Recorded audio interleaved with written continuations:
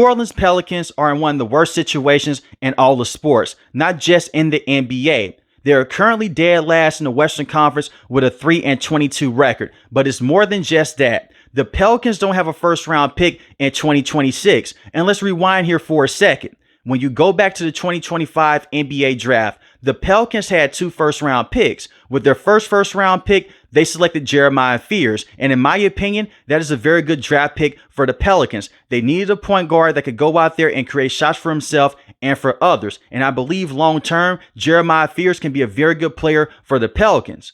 But they want to move up from 20 to 13, and in order to make this deal work, Joe Dumars, brand new general manager with this team, he offered the Atlanta Hawks a first-round pick. The Atlanta Hawks did not call the Pelicans to make this trade work. The Pelicans called them.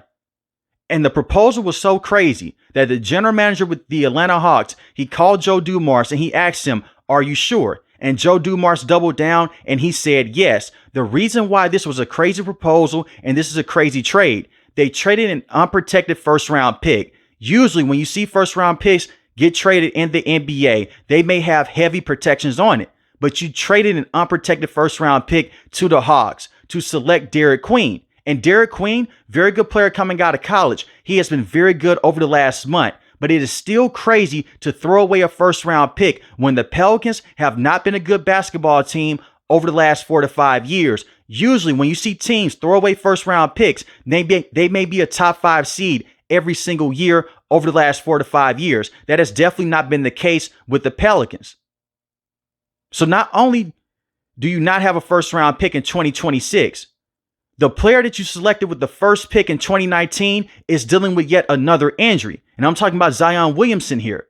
Zion has missed 270 games in his career. He's only played 224 games with the Pelicans. He has missed 55% of the games in his career. And in my opinion, it is time to move on. We have only seen Zion have one fully healthy season. And that was his 3rd year in the NBA. He played 70 games. He looked like an all-NBA player on the offensive end, but it still wasn't good enough to get the Pelicans to the next level. He's the only lottery pick coming out of the 2019 draft class to not make it to the postseason. And Zion has not evolved as a player. In 10 games this year, he's averaging 22 points a game, 5 rebounds, 4 assists, shooting 51% from the field. Now, on the surface, you may say those are not bad numbers for a player, but for Zion, it is. Zion is not a perimeter shooter. He doesn't shoot threes. He doesn't have a mid-range game. Majority of his game is going to the rim, a bunch of left-handed layups, and a bunch of left-handed dunks. That's it. He has not evolved as a player on the offensive end and the same on the defensive end. When you look at players like Giannis, he's got a mid-range shot over the last couple of years. He's developed. Jokic is one of the best players in the NBA. He has developed. The same with Shea with the OKC Thunder, even J-Dub. And coming out of college, many people were saying that Zion could be the next face of the NBA, but he has been a massive disappointment in his career. On the court and off the court as well, because he's dealing with injuries. And the fact that he can't stay healthy, he cannot evolve his game. He can't work out majority of the time in the offseason. And I feel for him this time around. He lost weight. The transformation is crazy with Zion. He took his conditioning seriously. He went out there and he fully worked out in the offseason with a brand new training staff and with a brand new dietitian. But he goes down with this adductor injury. A report came out last week that he will miss the next 3 to 4 weeks as he's dealing with this adductor injury. They have tried to put pieces around Zion, but it hasn't worked out. When they made that trade to trade Anthony Davis to the Los Angeles Lakers, that was the best window for the Pelicans to put the best team around Zion with those draft picks and with those players.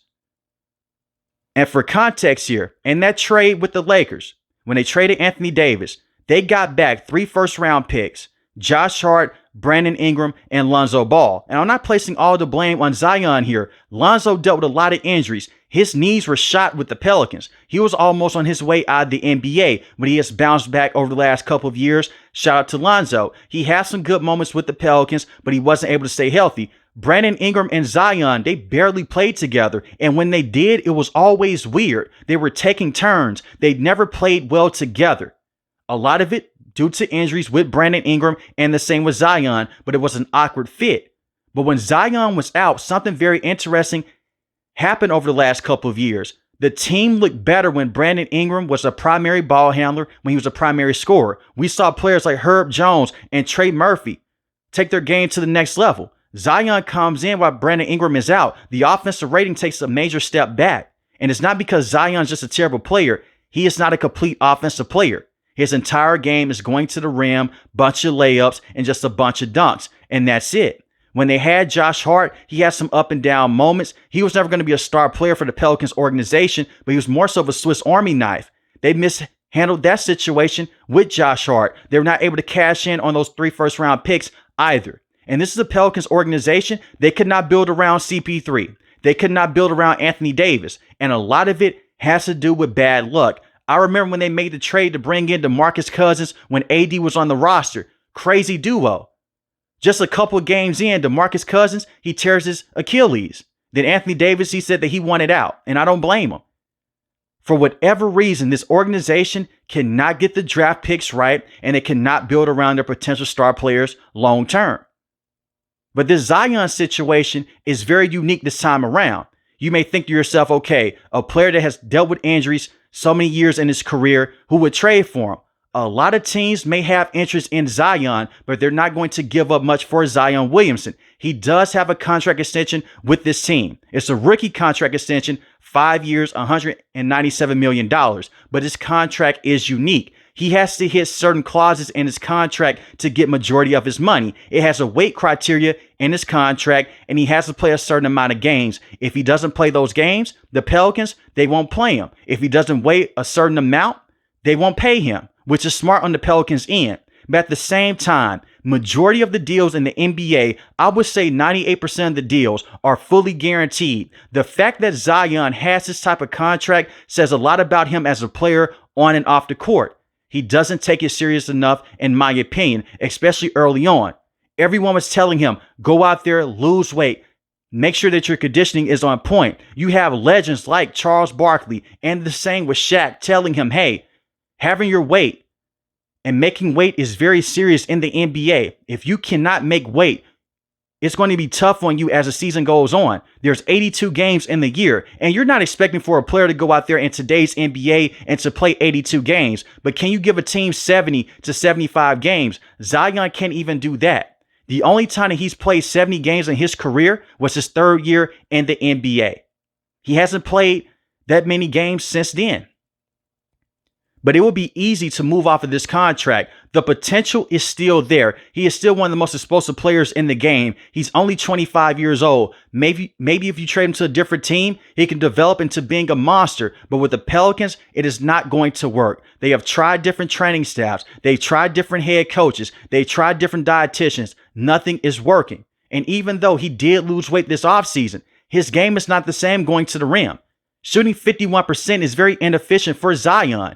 That extra weight helped him get to the rim, get around defenders, get up in the air, and have those posterizing dunks. We're not seeing that right now this year in a 10-game sample size. He looks slower in the open court. He doesn't have the same bounce, and it's tougher for him to finish at the rim. And most teams, they figured out Zion. Don't let him get to his left hand. We keep him going to the right. He'll pass the basketball. He's a non-factor. He can't hit corner threes. He can't hit shots from the elbow. He can't constantly create shots for others. So on the offensive end, he's very limited. On the defensive end, he's a solid rim protector because he has the bounce in his game, but he is not going to sit on the perimeter and guard players in a one-on-one situation. He's a liability on the defensive end on the perimeter.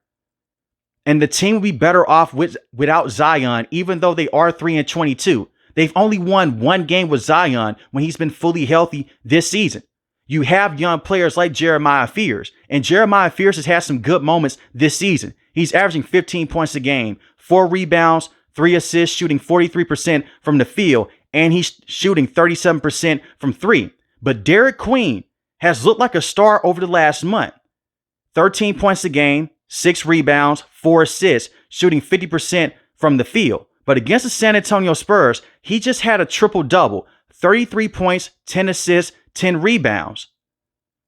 Against the Minnesota Timberwolves, this game went to overtime. He had 21 points, 6 assists, 8 rebounds. The defense, hopefully it will get there. He's not a good defender right now, but he is still young into his career.